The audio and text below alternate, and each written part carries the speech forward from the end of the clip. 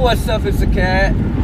Well, the old lady got home last night and she was feeling a lot better.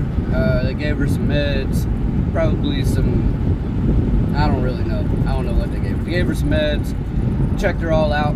She's kind of had some problems since the last two kids were born, especially the last one, the baby girl. She kind of had some heart problems and stuff, and she never went back for a checkup. Well, luckily it wasn't any of that stuff. She was just stressing herself out, you know, some anxiety or whatever, and she was working, and she overheated herself, and she got home. I tried to get her to sit down and relax, but wouldn't do that. She was on the verge of having a stroke, though, is what the doctor said. But I had her get home, sit down, try to get her to drink some water, and she's like, no, I can't drink water, I can't keep anything down, and I'm like, yeah, well, you know, you're not relaxed and you're all wound up. Anyway, so sit her down, give her some water, give her a peach, then she goes to the doctor, to the ER, because she was not feeling good, definitely on the verge of having a stroke, you know. She was all flushed from the blood rushing, and I don't know, having a hard time talking and all kinds of stuff. Well, anyway, she gets up there, gets checked out, they tell her she's good, send her home, and tell her to take the day off. So she was already off today, and I told her she probably needed to take a couple more days off, but she ain't trying to listen or hear it, so whatever. Yeah, she's hard-headed. That's where the kids get it from. They come by it honestly. But she's good, she's safe, and the younger ones, both of them were almost breech birth. They were able to flip Coda, and they thought they might have to do an emergency C-section on him, but they didn't. And yesterday, after dealing with all that and her, and I started drinking. I drink fairly heavily.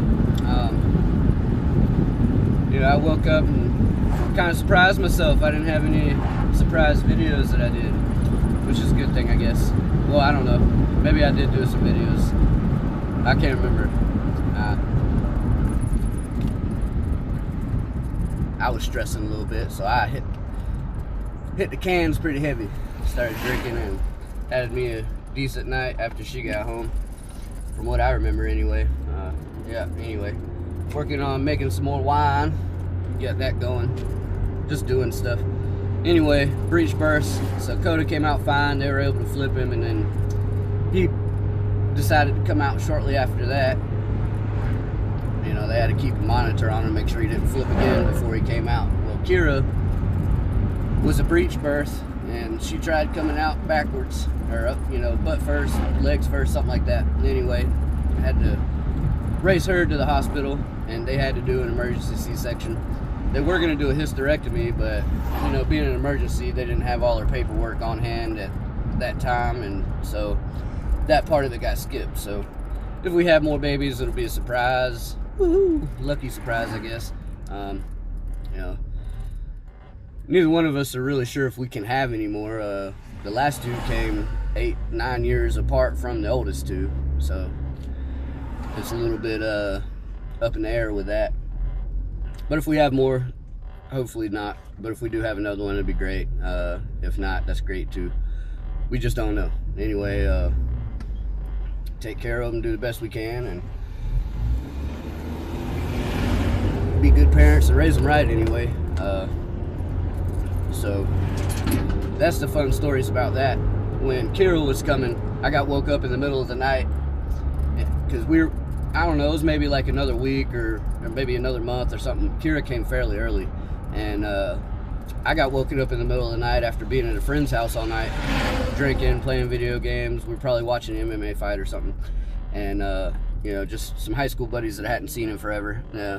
Most of these people most people would call friends, I call them family. They've been around so long, you know, hell, if they need something, I'm there. If I need something, they're there. I mean, I could hit them up right now, and dude, if he had $500 and I asked him for it, he'd give it to me. That's just, you know, that's family right there. So, came home from hanging out at his house with a couple of my other buddies from high school. We all wrestled together, those of us that were hanging out, and I can't remember if Ian was there, but if Ian was there, he didn't wrestle, but he was just part of the group. we all hung out together, you know, back and forth at each other's houses, riding around, just doing the damn thing. And I'd left his house after hanging out all night. I swear it felt like I had just hit the bed. I mean, I don't even think I took my clothes off. I mean, it was probably a sign right there, you know, stay ready. Well, anyway, I hit the bed and I was out, like, drunk, you know, drunk snoring and whatnot. Well, wife gets up probably an hour or two later, and she's having complications, makes it down the stairs. She was making a bunch of noise and woke Abby or Raina. Maybe both of them. I'm pretty sure she woke Raina up. So Raina went down there to check on her, and Raina had to run back upstairs, and Raina was just like, "Hey Dad, Mommy needs you." And that's all I heard, and I was like, right back up. I mean, I don't even remember standing up. I was just on my feet.